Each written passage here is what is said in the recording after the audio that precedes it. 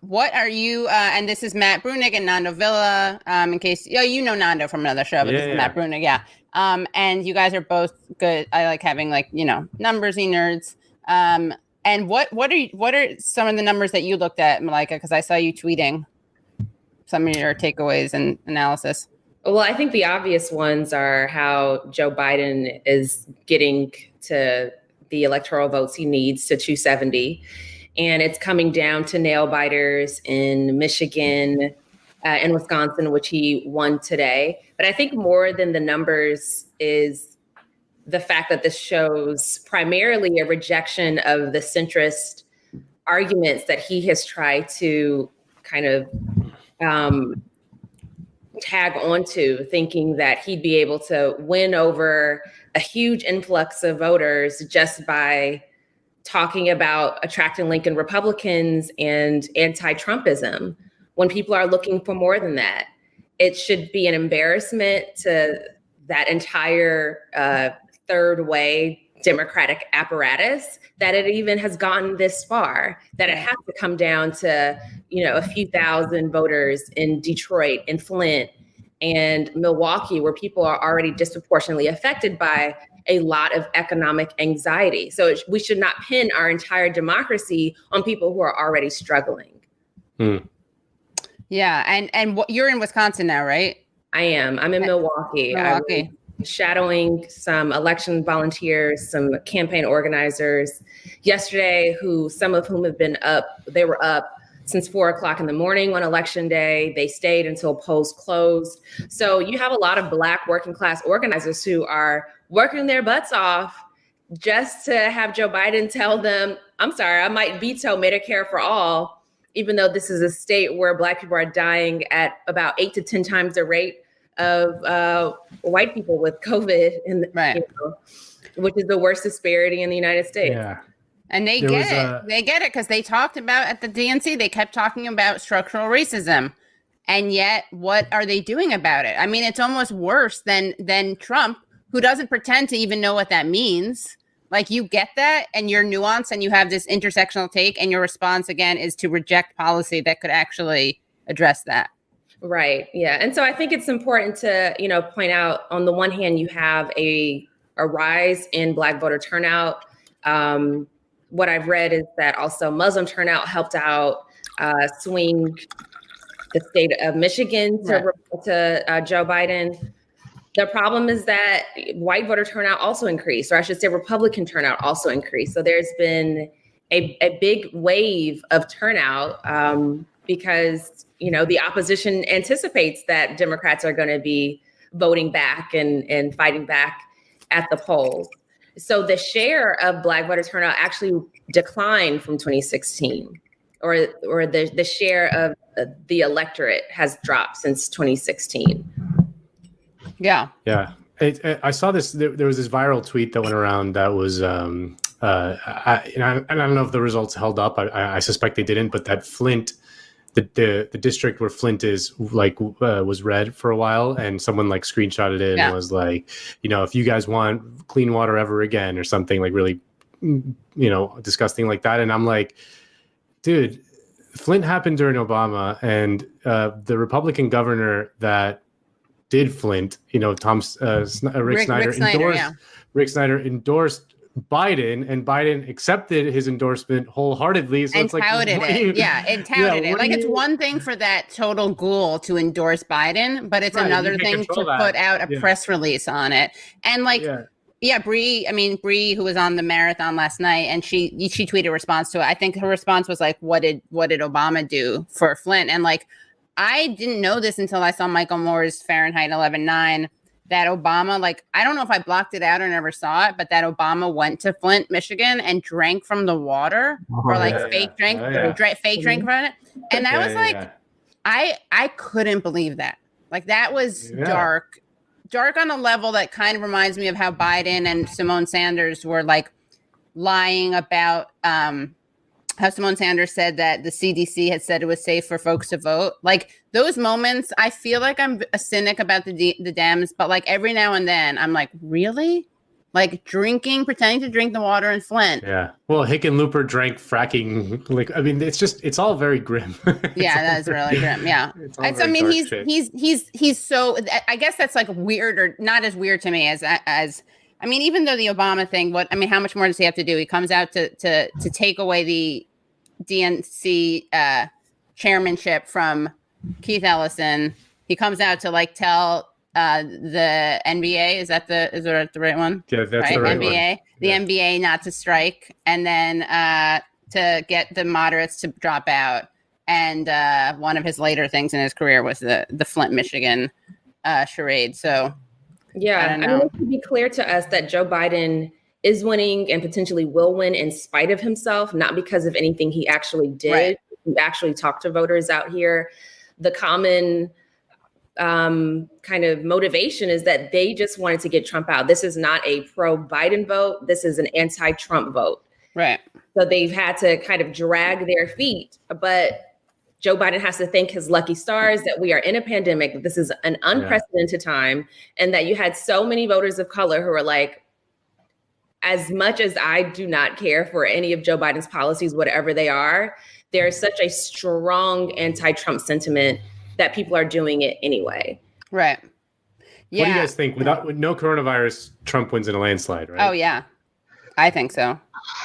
You don't think so, Matt? Yeah, I mean, I would have said the only thing that makes me doubt it is it seems like all over the world, leaders are not really facing a penalty for the coronavirus. You do see some countries here and there, but the polling in a lot of places, like think about New York, Cuomo. Yeah, they love Cuomo. They love Cuomo. They love him. How many people did he kill? Right. But also not just by, one of the great ways he killed people. One of my favorite ways is by giving nursing homes and hospitals immunity, which is just so disgusting. It's not, I mean, from negligence, which is how most people die in those things. But, the thing is, like, every non-Trump official gets the, like, the non-Trump bump. So, like, because Cuomo was, like, kind of seeming like an authority and spoke, although I don't know if you saw John Mulaney on SNL, but his thing was pretty hilarious. He impersonated Cuomo's, like, updates. And shout out to John Mulaney for saying in public what Biden said privately to his donors when he said nothing would fundamentally change. And John Mulaney got, the blue check got canceled him because he said, nothing will change. But I forgot what I was saying just now. Sorry. Oh, Cuomo. Yes. Cuomo, because you're not the guy suggesting that people inject bleach into their veins. Like, you get to look super responsible. No, see, I think if Trump had just had minimal, like, competence in terms of even just presenting himself on it, maybe he could have, really helped himself. Like, they love to rally behind a leader in times of stress, you know, just like his approval rating went up. After what? After he got sick, or when? Well, after they passed the CARES Act and stuff. Like, that's what I think. Like, if they had they passed the second super dole thing, I think it probably would have. Yeah, well, there was talk that's why Nancy Pelosi was hesitant to sign on to a second stimulus, as she thought it would help Trump, which maybe it would have, but also would have helped poor people and many other struggling people. So might need to weigh that against a few extra votes for Trump, but but they're using, what is it, all their arrows in their quivers. That was for Coney Barrett, right? Yeah. But similar principle of of doing all that they can. I mean, it was fascinating. I talked about this before, but what's her name? Kara Swisher. She had Pelosi on her podcast, and she started out like praising her and saying that what was it? She has awesome powers, and then she kind of pressed, and she was like, "So, what are you doing? Like, what are the tools?" And Pelosi's like, "Oh, I'm using a lot of tools," and she's like, "Yeah, but what are they?" And she's like, "Oh, I'm just, I'm using tools, and I'm gonna be pole vaulting." She's like, "What are you pole vaulting? Like, what are you using in pole vault?" She kept avoiding it, and at one point, Swisher even said, like, "So you do these really theatrical things, but like, what is the point, and who is the audience, and what are you achieving?" And Pelosi also said, she was like, "Trump just wants to give people a check with his name on it." And Swisher, Swisher is not like a radical, she's not a Bernie bro, and she was like, "Well, with all due respect, who cares? Yeah. Right. No, she really let it slip. The reason she opposed it is because she thought, Yeah. wow, this would be really good for people, and we can't have that because that might help Trump win. And now maybe if you really believe some of the more, like, to my mind, hysterical edges of the Democratic base or Democratic elite that really think Trump is like Hitler 2.0 and whatever, maybe it's worth it in that context. But I Right. mean, now we're in a situation where you didn't do the stimulus because you wanted to help yourself win, but we've got a Republican Senate and a Democratic president. There will not be a second stimulus, right? Yeah. So that's what you got. Yeah. And what about oh wait, Malika, sorry, I wanted to show your tweet about this. Hold on.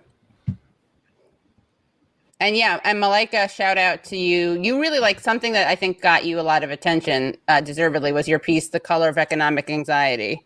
Do you want to just and your film, Left Out? Do you want to kind of summarize what you were arguing or not? I mean, documenting. Sure. For the Color of Economic Anxiety, which I wrote in the aftermath of the 2016 election, it was to counter the pervasive mainstream narrative that Democrats, whoever was going to be the nominee, needed to appeal to conservative voters or centrist voters in order to win, because they just saw Michigan and Wisconsin and Pennsylvania turn red. And so that just flipped a light bulb in their mind. Oh, that means we need to now appeal to this conservative Trump supporting base, which is a very rudimentary and uncritical way of looking at elections. So it was very bizarre to me that after a couple of years, we hadn't really gotten a deeper look into how those states actually turned red. But when you looked at a number of the counties that quote unquote flipped, it wasn't because of a surge in Trump voters. It was because of a dramatic decline in typically Democratic strongholds. So Wisconsin, for instance, they only had 700 more votes for Trump than Mitt Romney, 700 more compared to Hillary Clinton, who got about 200,000 fewer votes than Barack Obama did. And these votes were concentrated in places like Madison and Milwaukee that tend to have progressive voters, Black voters, working class voters who lean more liberal. So I examined Wisconsin specifically, and then I also looked at data in Michigan and Pennsylvania and Florida. And if Hillary Clinton had actually gotten somewhat similar numbers to Barack Obama, she didn't even need to get all of them, but just a little bit more than what she had done. If she had just gotten 3 states to get a similar Black voter turnout, she also would have won the election. So it wasn't just about securing these Trump voters, but also Black voters, voters of color. So that was a deep dive into Wisconsin and deindustrialization, and really why Black voters and progressives were less interested in the Democratic Party in 2016. And it's a whole history of deindustrialization and offshoring and segregation that affects them, and that also creates economic anxiety for their communities. Right. And another great thing about that documentary is, like, I love one of the scenes you're talking to, I think, some labor guys, some union guys who are saying, like, we had, because this whole narrative about, like, Black voters being like a centrist monolith, or like a kind of somewhat conservative, like Democrats, but conservative monolith, is something that, like, the media does not question at all, and perpetuates. And also, I mean, I still can't get over, like, who was it, Joe Scarborough, being like, Bernie just didn't do well with Latinos. It's like, these people, they just don't know anyone besides, like, Cuban Americans. Bernie crushed it with Latinos. I know, like, these narratives are just like, I can't believe it. I mean, it's like the same way that they keep pushing this. I mean, it's different content, but, like, the same brazen disregard of evidence. Like, they kept talking about the Bounty Gate. Like, Kamala Harris mentioned this in the debate. Yeah, in the vice presidential debate. It's like that. Yeah, that had been debunked. What'd you say, Malika? I mean, a Bounty Gate? I don't even know what that is. That Russians were paying the Taliban to kill U.S. soldiers. Oh, that was it's one of my favorite. I think it was such a, like, when that story hit the presses, I was like, oh my God, this one is the funniest one to me. It's like, Americans being outraged that, like, the Taliban The Taliban Yeah. are trying to kill them. Well, right, and also like the Taliban needs that extra push. They did. Yeah, They don't- Not you know, properly they're they were like- thinking about it. Yeah. I had the Kalishnikov, and I Yeah. had the American in my sights, the American infidel. He was in my Right, sights. yeah. And that I extra just need 50 that bucks push, yeah, from Vladimir and, Putin. and really even put me like over the edge. intelligence community, which as Max Blumenthal says is like neither intelligent nor community, but even they were like, yeah, we don't really have evidence for this. But I The just wanted commander of U.S. forces in Afghanistan came out and said there was no evidence Oh my for God. it.